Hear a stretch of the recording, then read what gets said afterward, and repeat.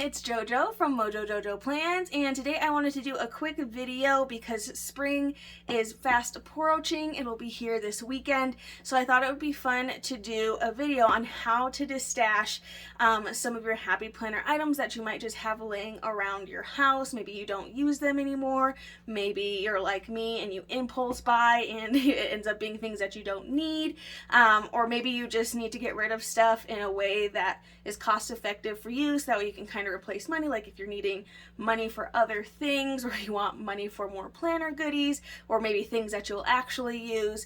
And with spring coming up here, I automatically think of spring cleaning. I know I've been doing a lot in my craft space and just trying to go through okay, if I haven't touched it in the last 3 to 6 months, do I actually need that item? And it's really hard. For me, it's super hard. I'm a hoarder.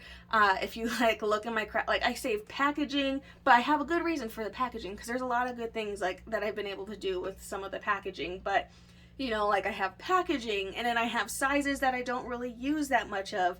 And so for me, it's really hard to let go of some of those things, but it's definitely necessary. So I wanted to go over a few steps. I know it's kind of scary and it seems like a lot of information. I am going to throw quite a bit of information at you, but I want you guys to know, once you get the hang of it, it's easy. It's easier than you think.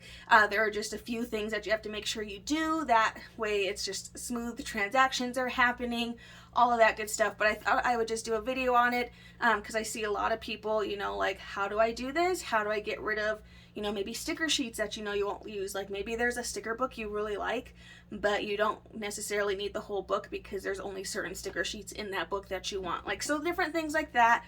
Or maybe you don't like the insides of a planner, but you loved the cover. How do you get rid of the insides? All of those good things. So we're going to go over those things today. So I kind of already went over the why, you have too much stuff, you impulse bought things, all that. But the where can you destash your stuff? There are actually a lot of places. Two very popular ones are on Facebook groups. If you literally type into the search bar on Facebook, if you type in Happy Planner Buy Sell Trade, or Happy Planner Destash, or even Planner Destash, if you search that, I can guarantee you a lot of them will pop up. And I don't know if you've ever noticed how sometimes Facebook will recommend groups to you. Once you're in one of those groups, sometimes Facebook will recommend other groups that are similar to the ones that you're already in, so you'll be able to find more groups through groups. Facebook is one that I use a lot. I know some people like to use Mercari, and there's a few things with Mercari too, they take care of the payment process. You don't have to worry about that stuff. You just have to basically ship it and you're good. But I feel that way it's almost a little bit harder for me. I don't necessarily like Mercari for a couple of reasons. But Facebook groups, they're great. The only thing that you have to watch out for is there's always people out there that don't have it in your best interest, and that means there's scammers. But there are ways to avoid that, and just be smart. If it doesn't feel and seems too good of a true, if it seems too good to be true to you, then it probably is. So those are a couple of places. I mean, you could even try eBay and all that stuff, but I haven't really dove into those things, so I'm not really 100% sure for those ones, but I will 100% vouch for Facebook groups. I think it's the easiest way to do it. Or if you have a big enough following, say on Instagram or something, you could always do it in your stories, which I actually recently did this past weekend, and it worked out really well, and I was able to just kind of try and clean out some stuff quickly because I just want it gone at this point. Okay, so that's the where. Now, how to price your items. There's a couple different factors that you have to think of when it comes to pricing things. If it's something that's brand new, so meaning you bought it, it's been sitting on a shelf or in a bucket or in a box for however long, right? If it's brand new, hasn't been touched, no stickers are missing, no papers are missing, you haven't written in it, those types of things, you can price them pretty close to retail value depending on how old the item is. If it's something like an older product that might not be super popular, obviously if things aren't selling, that's going to be your biggest things. If people aren't trying to grab them after a day or two, then dropping the price would definitely help with that. So that's just just kind of something to keep in mind. Now, again, keep in mind, if you're in a Facebook group, you have to make sure you read that group's rules. Each Facebook group that's a buy, sell, trade, or Destash page has their own set of rules, and a lot of them have the rule of no price gouging, which basically means, you know, there are unicorn items out there. There are things that, you know, were sold once, never sold again, and everybody loved them, like the Miss Maker line, which is super popular. If you look it up, I mean, those items, like even looking on Mercari, people have sold those items for one sticker book that, you know, was retail valued at $20, have been able to sell it for $80 to $100 for one book, you know, or even like a cover could sell for like $50 when a cover is like nothing, you know. So there are a couple groups where you cannot do that. I know of one group, I know of like one or two groups that you can, that they don't care about price. And it's just one of those things, you guys, if you don't like the price, there's no need to comment on that person's price. Literally, you can just scroll on, and that's just like with anything that's on the internet these days. If there's something that you don't like, you just scroll past it. Don't let it bother you. Some people might need to sell them because they're trying to, you know, they might need it. You don't know everybody's situation for how they're pricing things. So that's just something to keep in mind. But most of the Facebook groups, at least that I'm in, only allow retail value. Each group is very specific with their rules, so that's just something you have to make sure you look into as soon as you join a group, is to read all the rules and see what, you know, their rules are as far as pricing goes. But most of the time retail. But then you also have to think, people are looking for deals. They're not always going to want to pay full price. Obviously, if it's something new and maybe it's out of stock in their area, they can't find it yet, you know, sometimes you can get away with selling it for full price of whatever you paid for it. But just keep that in mind. A lot of people are always looking for a deal, so knocking a couple dollars off if you can is super helpful. And especially if you're just wanting to get rid of the stuff, you can definitely do that. So when you price your stuff, I would say brand new, you can price it pretty close to retail. If it's slightly used, meaning like maybe there's like 10 or less stickers in it, maybe just like knock off $1 or $2 off what you're thinking of. Or, you know, if it's heavily used to where, you know, you took out sticker sheets or a lot of stickers are missing, you know, a little bit more, like 50% off to even more depending on that. Or at that point you might just want to sell the sheets individually. So we'll kind of go over that too. And I see a lot of people doing like sticker sheet destashes, and I see also a lot of people complaining about the price. Yes, it doesn't make sense. I totally get it. When you see people selling, you know, like a 30-page sticker book and they're selling each page for $1, then you're like, well, then you're making more, you know, than they probably paid for the book, because a sticker book is only $20. But the thing about this, which we'll get into how you get paid and, you know, how you send out payments and accept payments and stuff. But with PayPal takes out a fee. So you kind of have to think that if somebody's charging $1, they're not getting that full dollar. So if you buy one sticker sheet from them for $1, they're only gonna get like 80 or 90 cents of that. They're not going to get the full thing. So there's always like a little fee, which technically like a seller is not allowed to charge that fee, but you can kind of manipulate your price to kind of cover and kind of account for the fact that there will be a fee taken out. And I think PayPal is 10%. I think it's 10% or maybe like 15, I can't remember. But it does take out like a small little fee out of all your transactions, which it helps protect you later. So just things to think about when you're pricing your items. I have my notes, that's why I keep looking down, because there's so much. I want to make sure I'm not forgetting anything for you guys. Planner guts, which basically again is like the inside. I know that's like such a morbid term, guts of a planner, but that's just like the inside. So it doesn't include a cover, and it usually doesn't include discs. You know, if they're outdated, like really outdated, sometimes not, like nowhere near retail value, unless it's like one of those hard to find unicorn items, like maybe an original Happy Planner Girl planner that like the very first ones to ever come out kind of thing. Like other than that, they probably should be priced pretty low, because shipping for those are usually a little bit more expensive. So just kind of keep that in mind. And again, we'll get into those little details of shipping and then accepting payments in just a minute. So those are just a couple examples for those things. And then another thing you have to think about when you're trying to price out your items is, are you going to automatically include shipping with the item? So if somebody asks you, or if you're posting an item and you say, I have this sticker book that I want to sell, it's going to be $15 shipped. If you say $15 shipped, that means that person that is buying it from you will only pay you $15. And that means, that means in your head, your book is about actually $10 to $11. And then that extra little like $3 or $4 is covering what shipping would be. So that's basically what that means by including shipping. And some people will ask, you'll get a lot of questions like, is that price shipped? And if you didn't automatically include that in your post, then you have all those things. So just keep that in mind. Okay, so how to ship? How do you ship? Well, I'm going to tell you right now, I see a lot of people that are like, I go to the post office and then I buy, like, this is how I used to do it. When I very first started trying to do a Destash, I would be like, okay, this person's going to buy this and I'm going to hope and pray that they're going to buy it because I don't know how much shipping is, and I'd have to go to the post office, find how much shipping is, and then be like, okay, here's how, like, message them back, like, here's how much shipping was, and then they would be like, okay, great, and then they'll pay me after that, and then I would buy. And it was just like, it's way too complicated. You can print a label and buy a label from home, and you don't need a lot to do it all. All you need is, where's my scale? All you need, this is like my little kitchen scale that I use.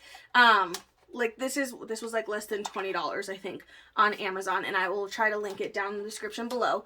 But literally that's all you need. You just need that, and then you need some packaging. So having things like some bubble mailers, this one's a smaller one, a sticker book can fit in here. Here's a bigger one, which like classic size planner stuff can fit in here.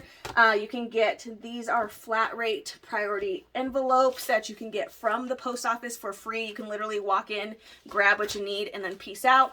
And then like maybe even just like some bubble wrap. I like to have some storage bags on hand, so just like some plastic baggies. I have snack size, I have the gallon size, and then I have quart size, and then I also have sandwich bags as well. But sometimes, like when I'm doing discs, I like to stick them in there, and then I like to bubble wrap them to make sure they're safe.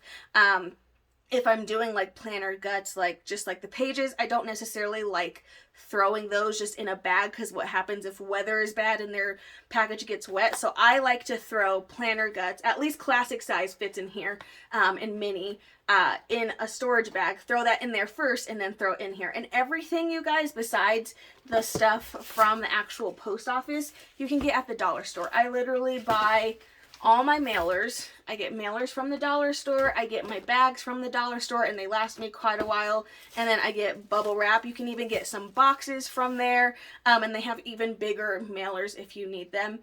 So you can do this all very cost effective, but all you guys need, oh, and shipping labels, which I got these at the dollar store, and these are my absolute favorite shipping labels. Either like they come with 18, and there's like a template that you can download. I think, yeah, it gives you like a little website to go to, so you can just download the template. And lifesaver, because I used to just buy the Avery, like a full pack of like the half sheet. It was like half side of a sticker label, and do my labels on that. But this is so much cheaper. You get a lot more. So literally everything dollar store. So again, you don't have to go to the post office. And if you buy directly from the post office, it's always a lot more expensive than if you just buy your labels online.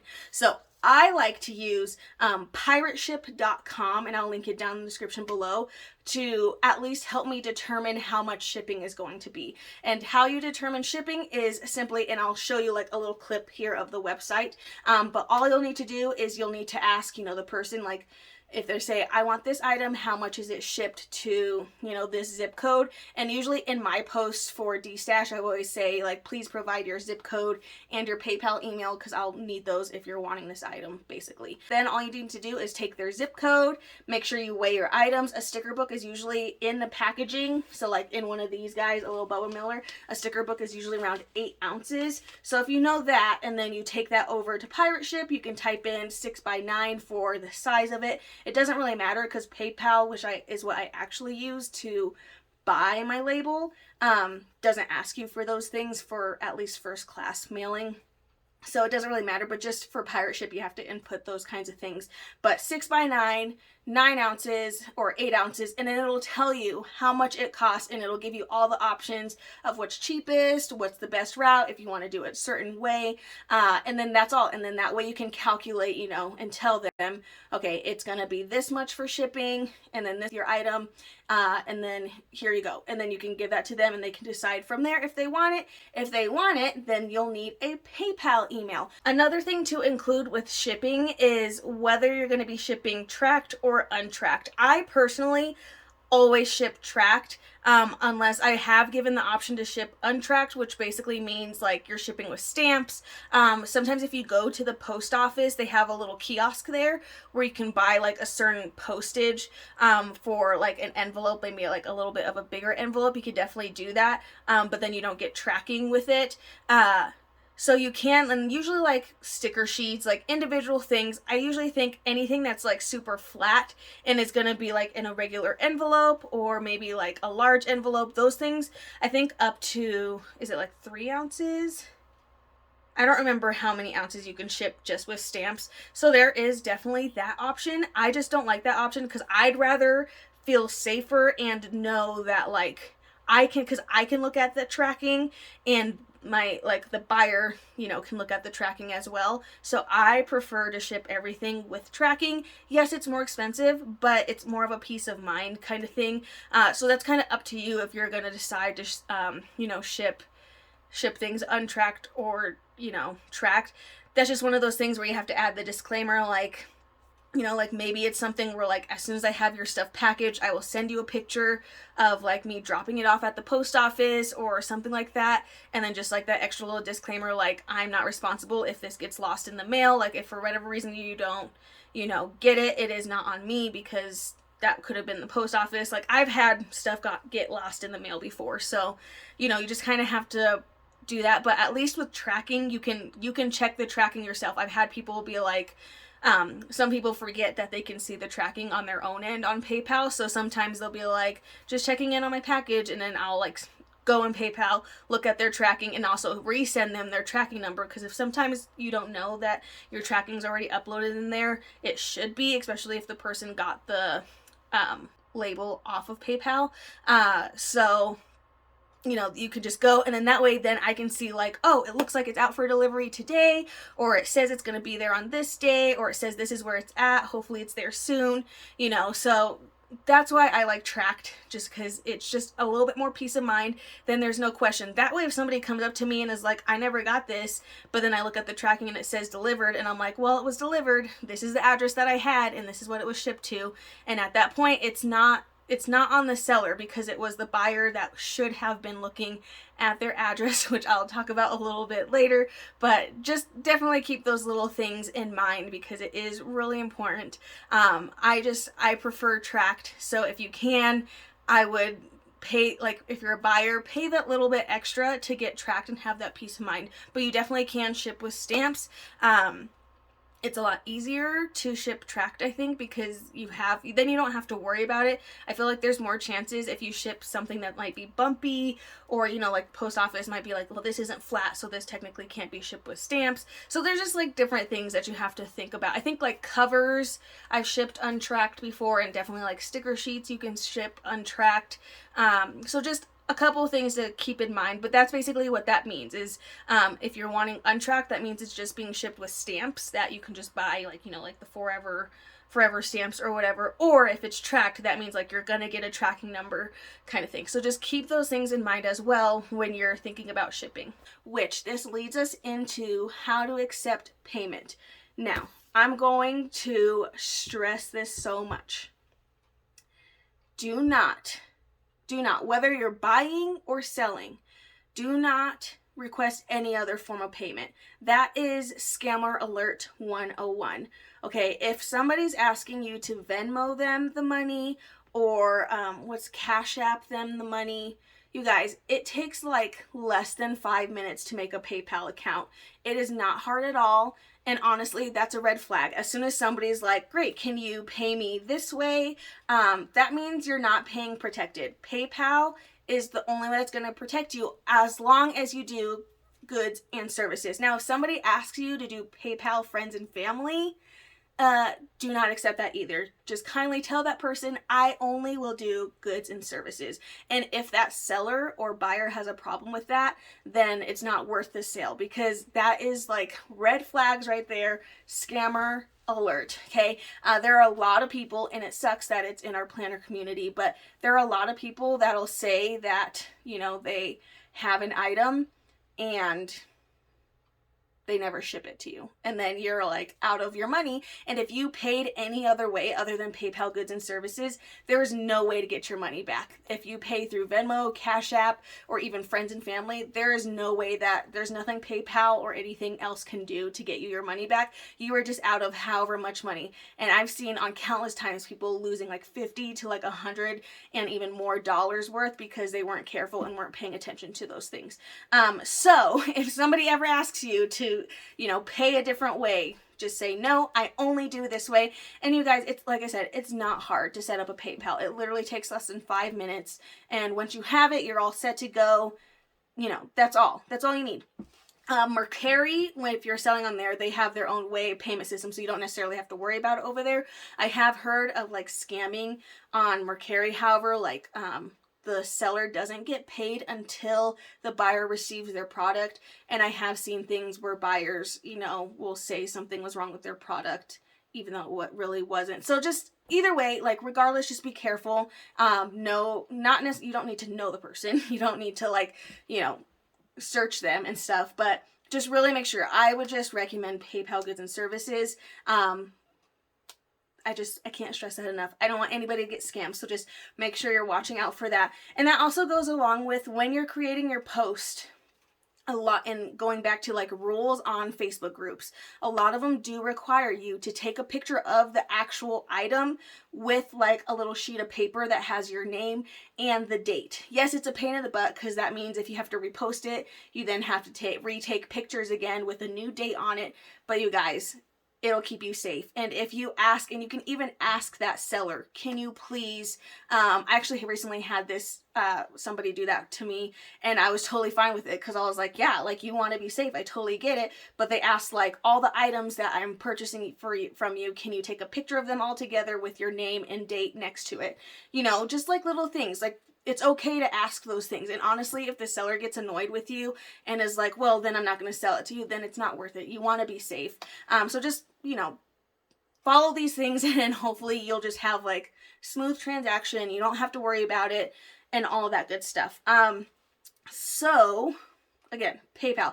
Now with PayPal, so let's say you're going through a transaction with somebody and they're wanting this sticker book from you, and you told them, you know, you've checked their zip code, you've told them the price, they're good to go. From there, you just need their PayPal email, in which I will flip over to a little screen here as well, in which you will just then need to take their PayPal email over to PayPal, and you make an invoice. So this is the easiest way I've found it. You can just send a money request. However, that means you need to tell the buyer, please make sure when you check out to click goods and services, because if you only send a money request with their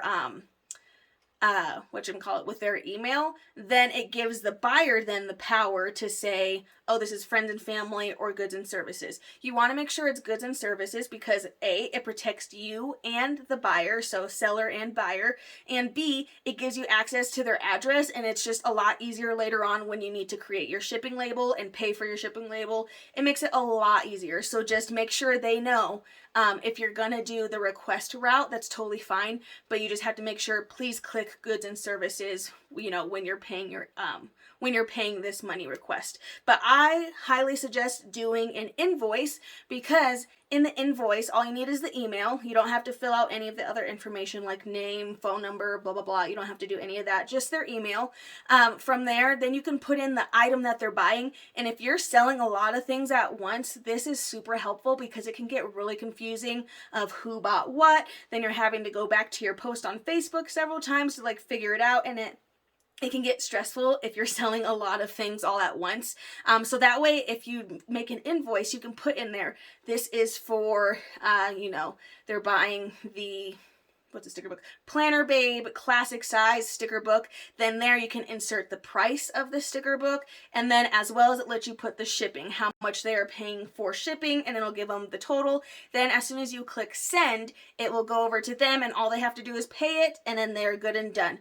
One thing too, make sure, and this goes if you're a buyer or seller, mainly if you're a buyer, please make sure your address is correct in PayPal. I've had so many people that haven't, that don't tell me right away and will be like, oh, this is my address, and it's completely different from the address that's in PayPal, which then means the seller has to then go cancel the shipping label, and this is if they didn't already quickly ship. I'm a person, usually if I sell it in the morning, it's out in the afternoon. It's very rare that it's the next day or after a weekend, because I usually try to get stuff out the same day. So if you didn't give me the right address, that's the buyer's fault. That's not your fault. So just make sure your address is up to date. There is a way to delete your old address and put a new address in there, but really just make sure if you're buying, make sure that you're checking your address before, don't just click pay and then be done with it. Make sure it's the right address, because it's a pain in the butt for the seller, because they won't get that money back for at least almost a month.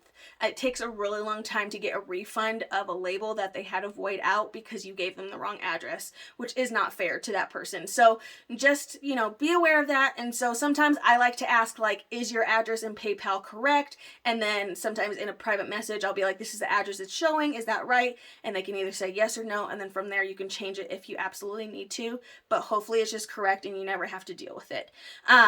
So that's kind of the deal with accepting payments. It's not hard. Again, PayPal does take out a little fee. Again, that's just something you can't charge. You can't say I'm charging you plus a 15-cent fee from PayPal. You can't do that. You're not allowed. PayPal does not allow that. And if PayPal finds out that you do that, you will get in big trouble. So usually if, say, shipping might be I don't know, say shipping is $6.78, okay? Usually what I'll do is I'll just round it up to $7. And that doesn't necessarily cover the entire fee, but it helps, and it kind of just balances out. Usually I like to just do the nearest, the nearest. So I'll do either if it's $5.30, then it'll be $5.50, or if it's, $6.60, I'll just do $7. So it just kind of depends where you can kind of cover those things there. Oh, and along with all that, something else I forgot to mention, which I can't believe I forgot, but bundles. What if you just want to get rid of a bunch of stuff all in one bundle? Usually it's really good to include a picture of everything that's in there, so that way people know okay, this is actually a really good deal, there's a lot of really good stuff in here. So you could also do a big bundle deal and say $50, it includes shipping, you're getting 15 plus things in this box, depending on what's in it, how much of it's used or not used. Some people will really jump at that, especially if shipping is included. That's something they would have to ship in a medium flat rate box, or even a large flat rate, which again you can pick up from your post office, take them home, package them, and honestly just see what fits in there. So also keep that in mind if you want to do some bundles. That way you can get rid of things if you're not so keen on selling things individually. Sometimes it's a little harder to sell things individually, so if you're wanting to just get rid of things all in one shot, then doing a bundle is a really great way to do that. Just kind of keep in mind, unless items are new, people aren't going to pay $100 for a bundle, especially if they don't know what's in it. I feel a good big bundle of $100 that includes shipping would be at least 10 plus brand new sticker books plus accessories. So kind of keep that in mind when you're doing your bundles. Think would I buy this? That's what you have to kind of do, is put yourself into that mindset and be is this something I would buy? Is this a good deal? If a good majority of the pages are missing or there's stickers missing, would you actually honestly pay that? So you kind of have to put yourself in the same shoes as if I was buying this is what I would be okay with paying, kind of thing. So definitely you can do bundles. I almost forgot to mention that. I can't believe it. But again, you can get boxes, and I have found that if you get just a regular box, not a flat rate box, but regular box, that it is sometimes cheaper than what it would be to send it flat rate. Sometimes it is cheaper to send it regular ground shipping. I have found that in a few instances, so definitely check is it actually going to be cheaper. With the ground, you do have to know how much it weighs. but I've definitely shipped some things like in a box that have weighed like at least 3 pounds or a little bit more, and it's still been cheaper than shipping like a medium flat rate box, which is around $13-14. So it just kind of depends on what you're shipping, but definitely keep that in mind too. If you're wanting to do some bundles, you can definitely do that. You just have to be a little bit more careful, and sometimes people do grab bags, which means like they're not really knowing what you're getting. But I feel like if you're going to do a grab bag, then those better be kind of on the more decent priced range. Because again, if somebody gets it in the mail and it's just filled with a bunch of junk, then it's kind of like one of those like, that's not what I paid for. You know, that's why I think it's a lot better to show everything that you're including in there, rather than like I'm gonna do like a surprise mystery bundle. There's nothing wrong with the mystery bundles, but you just have to like guarantee the people and know like there's always that risk that people might not be happy with those bundles. So just kind of keep that in mind, but I can't believe I forgot about the bundle. So there we go.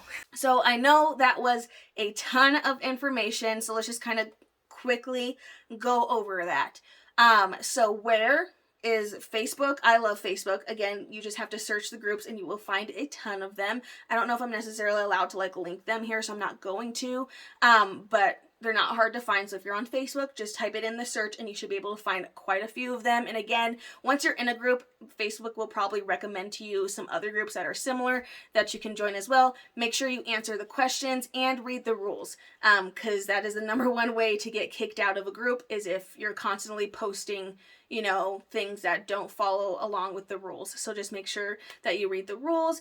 Pricing your items. If it's new, you know, you can still price it pretty close to retail, but people like a good deal, so just keep that in mind. And shipping, again, I think I'm not gonna lie, I kind of chuckle when I see so many people standing in line at the post office and I come in with like 10 packages and then I can literally just drop them on the counter and be like, okay, bye, and like not spend. I literally always go to the post office for less than like 30 seconds. I'm there in and out and it's just so quick. So I highly recommend just getting your labels online.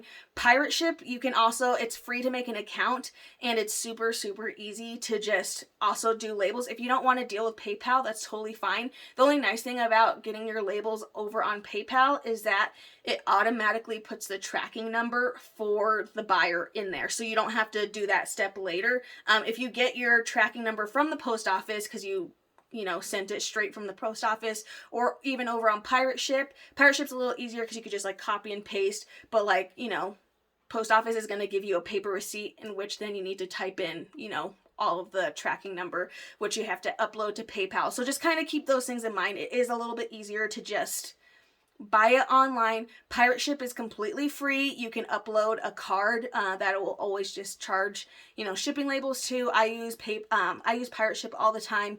If I'm shipping, international is a great one.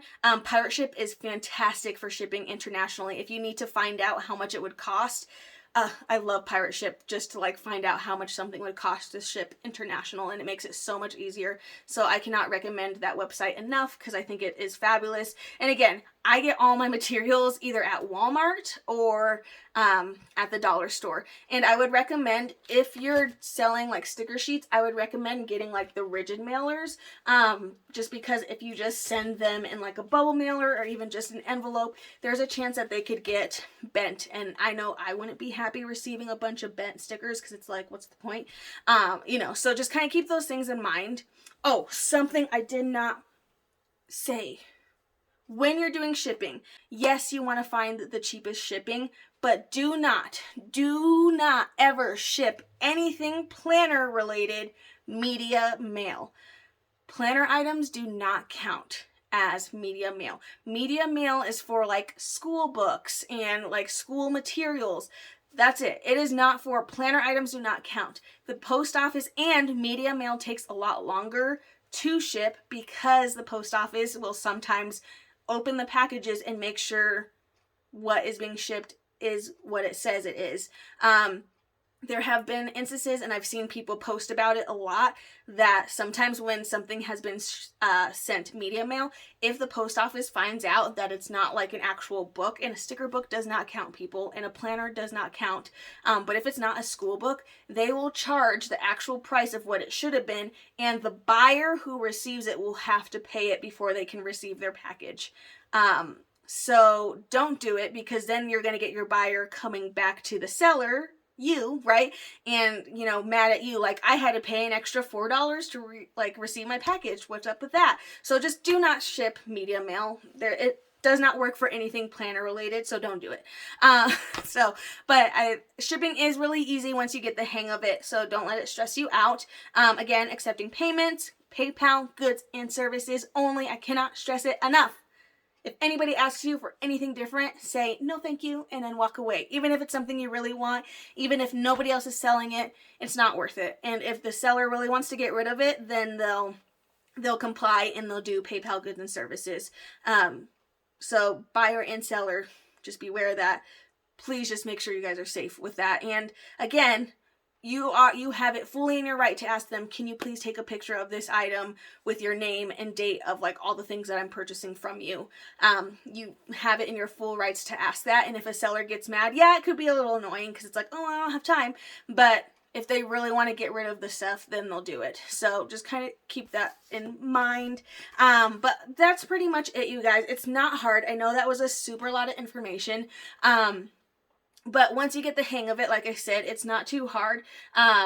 Usually a sticker book can ship between like $3 and $4.50 is usually what I found, at least in the US. I have found that planners are better being shipped in flat rate because they do weigh over a pound. So planners and guided journals, anything that pretty much weighs over a pound is usually better in a flat rate if it can fit.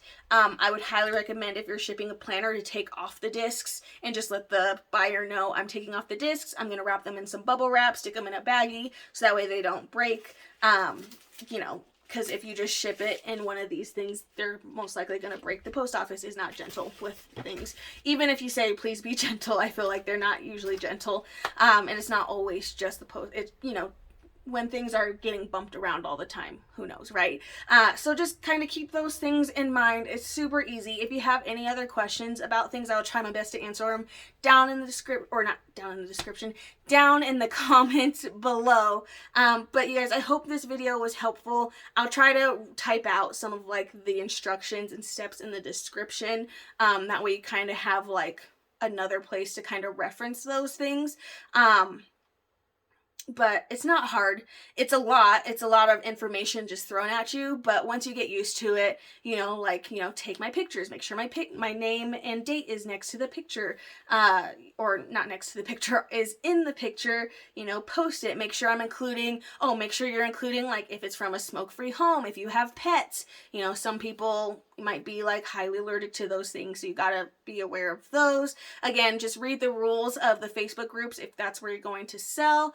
But I so hope this video was helpful to you guys, and I hope you enjoyed it. If you did, please make sure to give it a thumbs up and subscribe, and I hope I'll see you in my next one. Bye!